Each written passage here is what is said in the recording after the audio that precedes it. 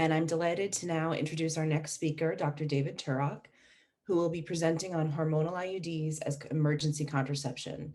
Dr. Turok directs the Family Planning Division in the Department of OBGYN at the University of Utah. He's an active clinician, educator, and researcher. The Utah Family Planning Research Team focuses on overcoming barriers to contraceptive access so that anyone can receive any method they desire at any time. Welcome, Dr. Turok. Thanks. Thanks, Liz, very much. And Christina and the rest of the PICCK team. And I am always excited at the opportunity to talk about expanding access of any method of contraception so that people can get what they want on the day that they want it.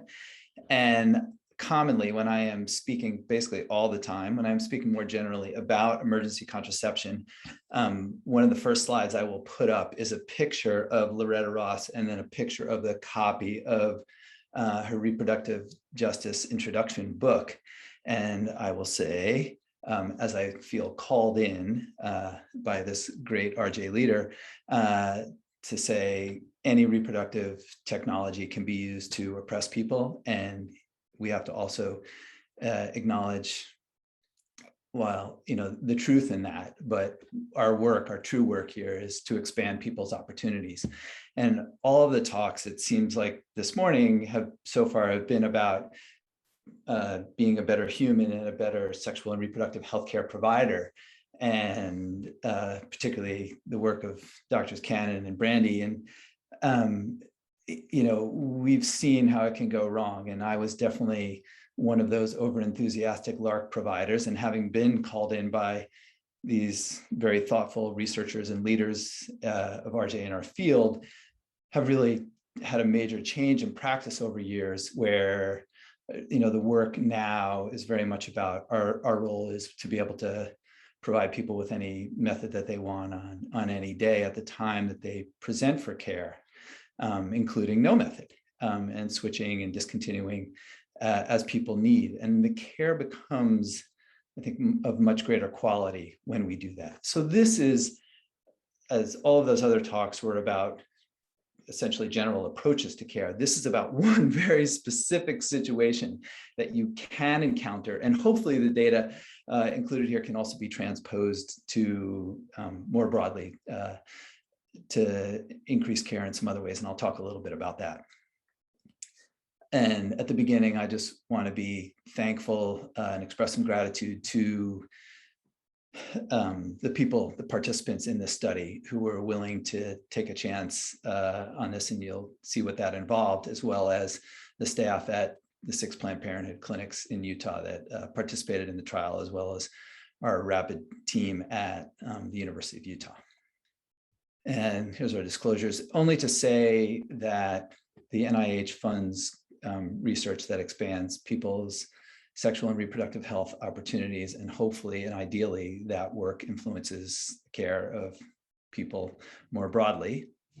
So the objectives and the foundation of this work comes from this idea, like we know from multiple studies that have done, when we remove barriers and we offer people access to all methods of contraception equally, when people select IUDs, they're more likely to select an LNG IUD than copper, and likely because of reduced bleeding and cramping, right? No shock to anybody on this attending this.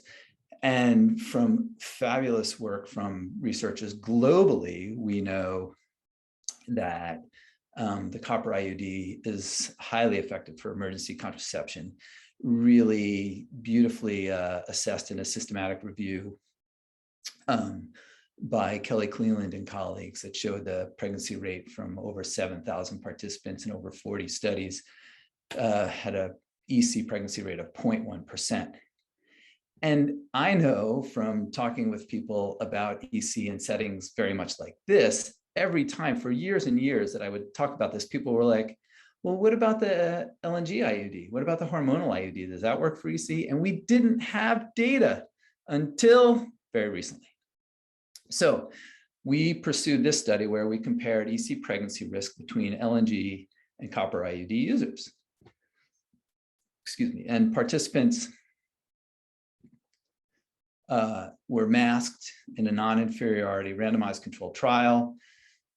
As I mentioned, 6 Planned Parenthood Association of Utah sites. All of our participants had at least one episode of unprotected intercourse within the 5 days prior to presenting for EC. And these clinics are unique. People come to them because they know there is essentially, even though you can walk into a pharmacy and get oral EC there, without a prescription, people come to Planned Parenthood clinics in Utah because we have a sliding scale that slides essentially down to 0. And so it's cheaper and people preferentially come. And that unfortunately is the case because we do not have adequate and equitable access to healthcare through our state Medicaid program. Participants were randomized 1-to-1, and you didn't find out which method you got until at the end of the month, but people were also told you could change methods at any time during the course of the study to have the IUD removed or switch IUDs if you didn't like the one that you received. And the randomization was either to an LNG 52 milligram IUD or the copper T380. And all of our participants received Liletta. And these data and the study are published in the New England Journal this year. So the inclusion criteria, we very much tried to make this a situation that really approximated care, where we didn't, we included as many people as possible. However, as anyone walking through the door requesting EC who was interested in an IUD, but we did not know what the pregnancy rate was going to be, and we wanted to do our best to be able to date pregnancies within the menstrual cycle. So we limited participation to people who had a known LMP and a regular menstrual cycle. And this is, I think, super important. And it's been in all of the IUD EC studies we've done to date. All of the participants had a negative urine pregnancy test as part of enrollment. And the exclusion criteria, we again tried to minimize these, and we essentially eliminated people who had anything going on where they could have reduced their risk, where they would have been at lower risk of pregnancy. So breastfeeding already had a highly effective method or had used oral EC, for example. And the primary outcome of the study was 1-month pregnancy by urine pregnancy test. And we did a bunch of things to try to make sure we got that information from all the participants.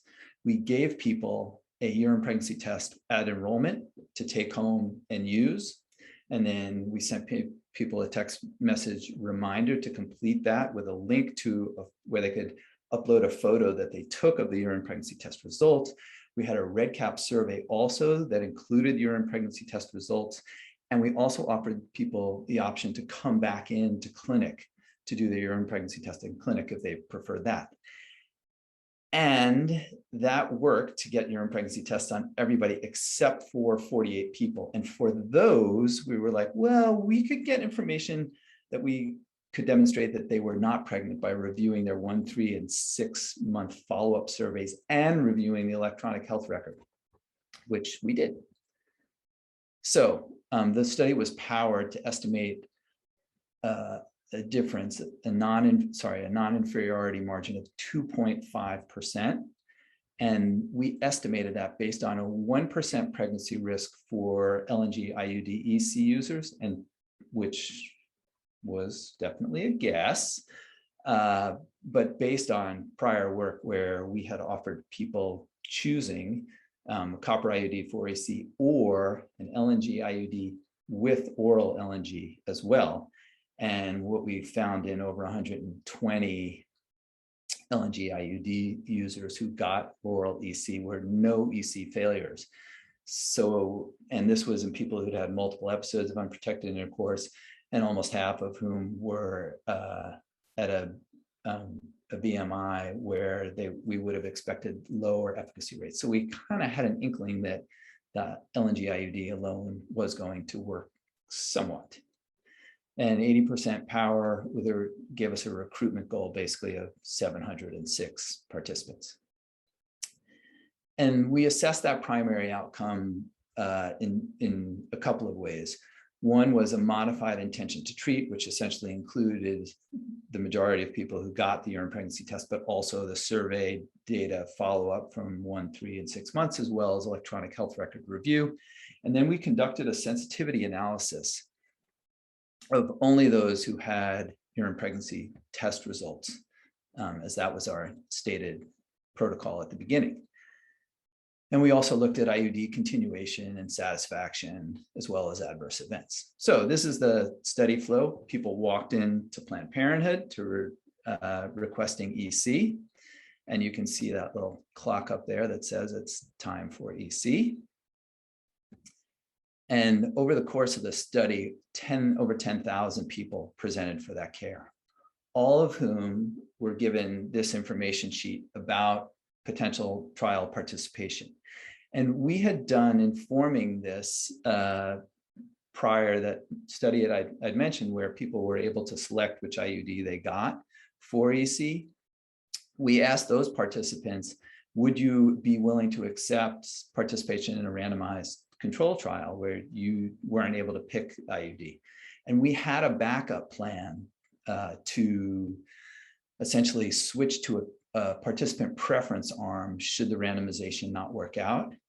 And the thing that the prior study participants told us is that if I could switch at any time, then I would be willing to accept randomization, and it worked out. So we enrolled 7% of those over 10,000 people who presented for care. And they had to accept a lot, right? Like, first of all, you're getting down to the subset of people who want an IUD, and you're then saying, will you accept randomization and be masked to it, even though you can switch? So it's a small proportion. That wasn't surprising. And essentially, we got over the 700 mark. And we got outcome data on over 300 participants in each group, and 8% of people did not receive an IUD, and that was due to IUD insertion failure or identification of inclusion or exclusion criteria after the fact. And at 1 month, what we found was, where we had outcome data of urine pregnancy tests or those other methods, electronic health record or survey review, in the 321 copper IUD participants and in the 317 LNG, excuse me, IUD EC recipients, there was one pregnancy in the entire study, and that was among one LNG IUD user. And we did a sensitivity analysis where we looked only at people who had urine pregnancy test results. So we excluded those 48 people. And essentially the results were the same, one pregnancy in the LNG group. And this is not 2, but 3 different ways we looked at the protocol and the analysis. And all 3 ways, at the top, essentially anyone who we had pregnancy data on in the blue, anyone who was continuing to use their method at 1 month, and in number 3, only those people who we had the urine pregnancy test results on, the results didn't change. And if you look at the far right in that dotted line, the 95% confidence interval for all of these measures doesn't approach that dotted line, and thus we can state that the LNG IUD is non-inferior to the copper IUD on this margin for emergency contraception. And the secondary outcomes are no big shocker. Even though participants were masked, didn't know to which IUD they received at 1 month. And we told everyone at 1 month what they got, and and offered them the opportunity to switch at that time. The one thing that was a consistent finding was cramping and pain was more among copper users, and bleeding and spotting was more among LNG IUD users. And then the satisfaction outcomes, it turns out like the worst time to ask IUD users if they are satisfied with their treatment is about 1 month, right? Like that's when it's the worst. Maybe the first couple of days, actually, I guess that would be the worst. But excuse me, the vast majority of people were satisfied or neutral at that point. And in conclusion, we can say the LNG 52 milligram IUD is non-inferior to the copper IUD for EC.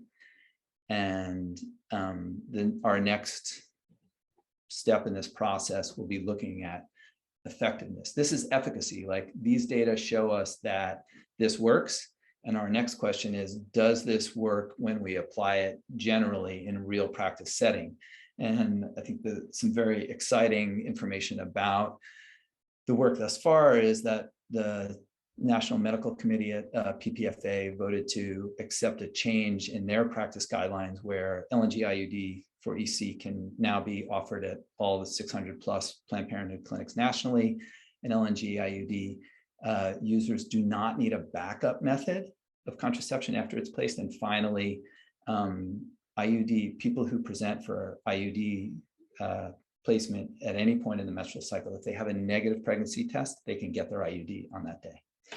So thanks, and happy to answer any questions.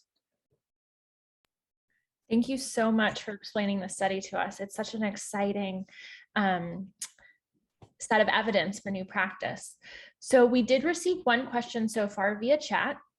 It says, can you talk about any issues that you had with the IRB in terms of ethical considerations of an experimental treatment of EC, given that the risk is that the person could actually be pregnant as a result?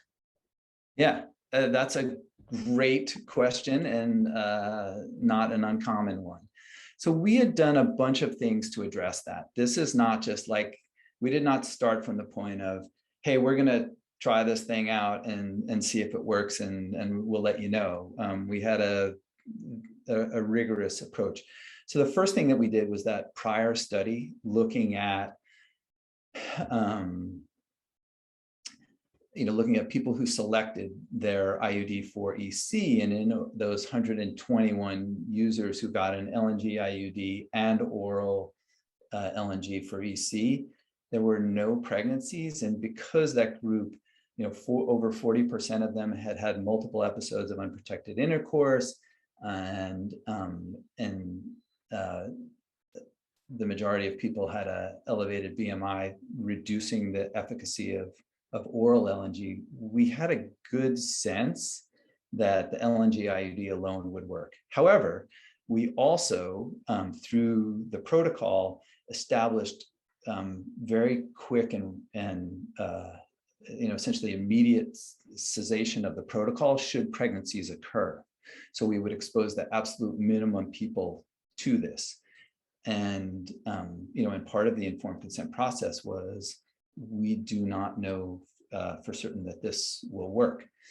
So if there were early pregnancies, we would have stopped the trial. But that's I think a really good and important question. We were not